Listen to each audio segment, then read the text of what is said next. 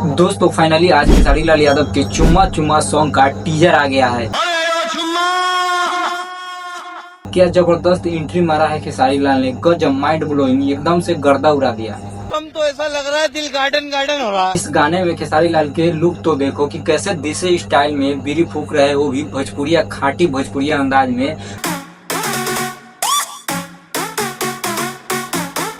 इस गाना को जिस तरीके से शूट किया गया है और बनाया गया है, ऐसा लग रहा है कि यह कोई भोजपुरी गाना नहीं बल्कि कोई बॉलीवुड, कोई हिंदी गाना है। सही पकड़े हैं। हिंदी सॉन्ग से याद आया कि यह एक हिंदी सॉन्ग का ही रीमेक है जो 1991 में अमिताभ बच्चन जी का एक फिल्म आया था हम, उसी में यह सॉन्ग था चुम्मा चुम्मा।